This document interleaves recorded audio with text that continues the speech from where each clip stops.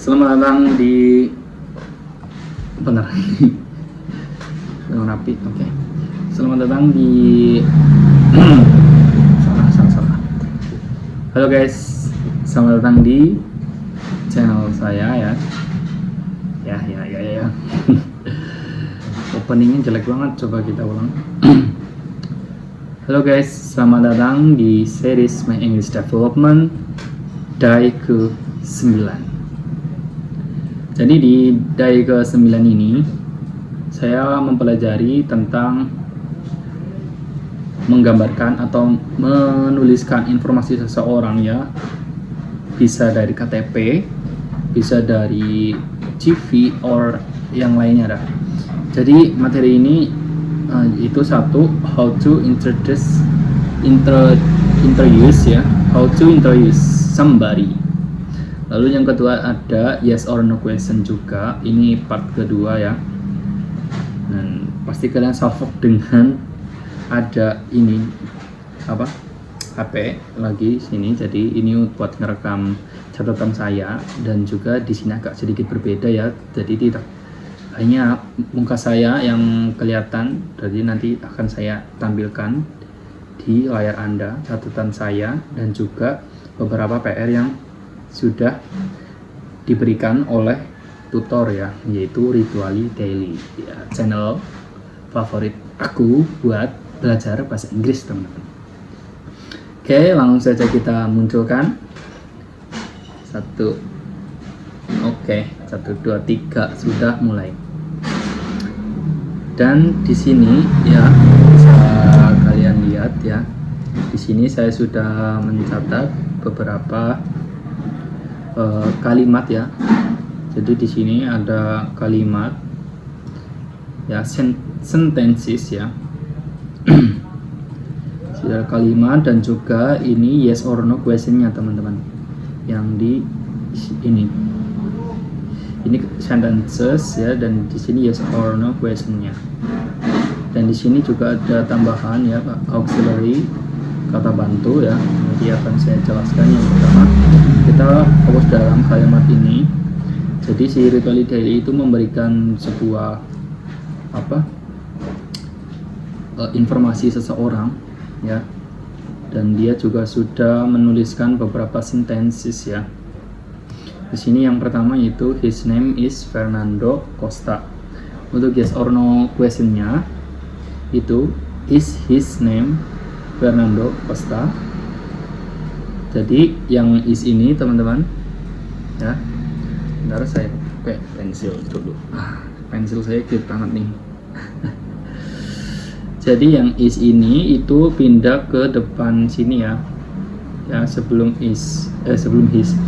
Jadi sentencesnya seperti ini, questionnya is his name Fernando Costa. Nah, itu yang pertama. Lalu ada yang kedua, he is ya. Di sini ada he is. Untuk sentencesnya itu dia berupa he dulu, ini subjeknya, pronounnya ya. He is a taxi driver. Kalimat pertanyaannya, kalimat question sentence ya. Is he a taxi driver? Sorry kalau agak bising ya, karena ini siang hari. Is he a taxi driver? Jadi is-nya ini juga pindah ke sini ya, ke depan. Dan juga di sini nomor 3, he is from Brazil, masih sama, is-nya pindah ke depan juga. He is from Brazil berarti dia laki-laki ya, dianya itu laki-laki, berasal dari Brazil. Jadinya kalimat question sentence-nya itu is he from Brazil. Medok banget dah. Nah, di sini ada yang beda ya, nomor 4 nih.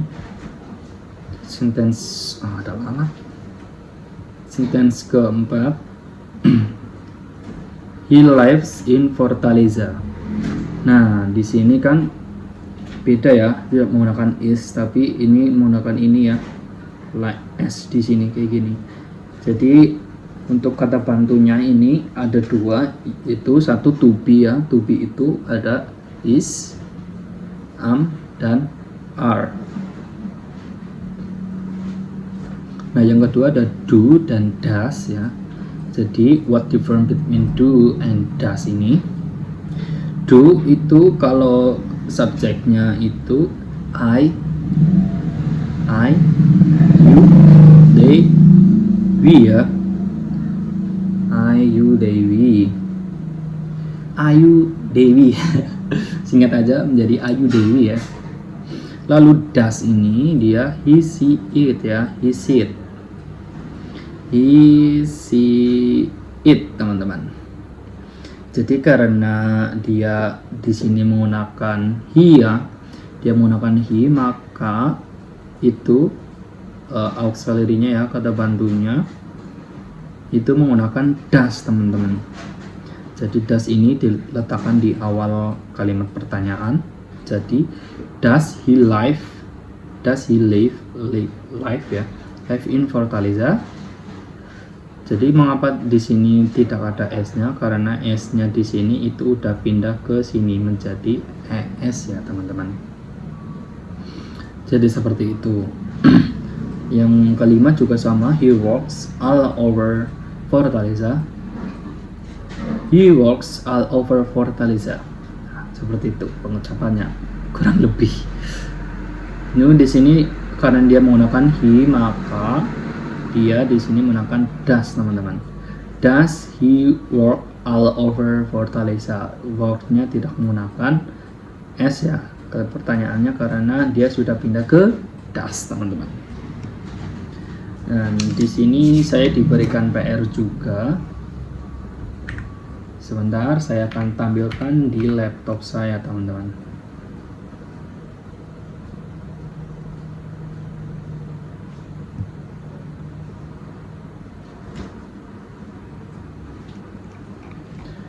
Oke, jadi ini adalah daftar, bukan daftar, tapi di sini ada halamannya ya, halaman linknya. Dan nah di sini ini sebuah informasi mengenai Fernando Costa tadi yang sudah saya sebutkan sentensesnya untuk informasi.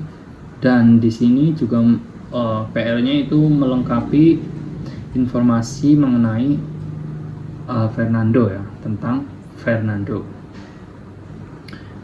Jadi di sini disuruh melengkapi sesuai ini ya. Jadi Fernando is a taxi driver.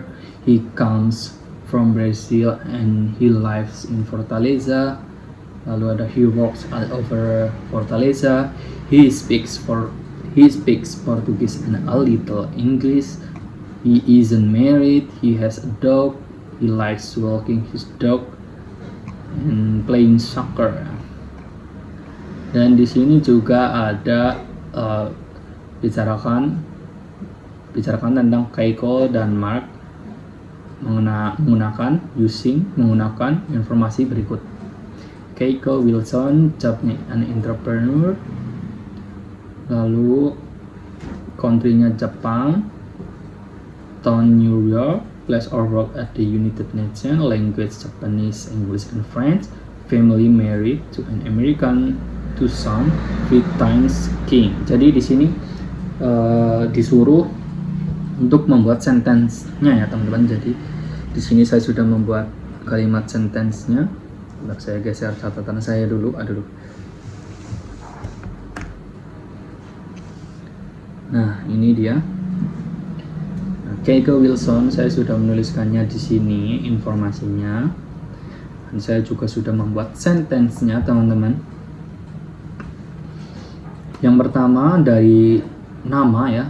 Yang pertama itu dari nama. His name is Keiko Wilson. Yang kedua, jobnya, pekerjaannya, an interpreter. An interpreter itu apa teman-teman?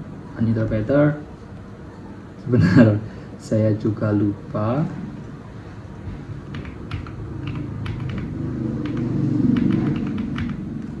Oh, penerjemah ya. Jadi si Keiko Wilson ini adalah seorang penerjemah. He lives in New York. He lives in New York. He works at the United Nations. He speaks Japanese, English, and French ya, bukan friend ya. Friend itu teman. France. He is married to an American and he has 2 sons. Lalu yang terakhir, he likes skiing. Ski. Jadi saya akan terjemahkan ya. Namanya adalah Keiko Wilson. Dia berasal dari Jepang. Dia tinggal di New York. Dia bekerja di United Nations. Dia berbicara menggunakan bahasa Jepang, Inggris, dan Prancis. Dia sudah menikah dengan orang Amerika dan dia sudah mempunyai seorang anaknya, putra, son. Terus dia juga suka skiing ya. Skiing itu apa ya? Kalau yang di daerah dingin itu skiing. Oke, terus di sini juga diberikan PR juga ya. Arrange the activities in the correct order. Susun kegiatan ini di urutan yang benar. Jadi saya disuruh untuk menyusun ya urutan ini, kan ada angka 1 di sini teman-teman. 1, 2, 3 sampai ke 13. Tapi 13-nya di sini tidak kelihatan. Yang pertama ini merupakan bangun tidur ya, wake up juga bisa, get up juga bisa. Lalu yang kedua itu mandi ya, mandi itu take a shower. Yang ketiga itu memakai baju atau berdandan juga bisa, itu bahasa Inggrisnya get dressed ya, get dressed. Yang kelima itu dia keluar rumah ya, tapi di sini dia ini dulu nih nomor 4, dia sedang ngopi, santuy banget ya kan, dia lagi santai ya kawan. Ini lalatnya ganggu banget dah. Nomor 4 itu have breakfast ya, dia sarapan pagi. Have breakfast itu apa teman-teman? Bentar.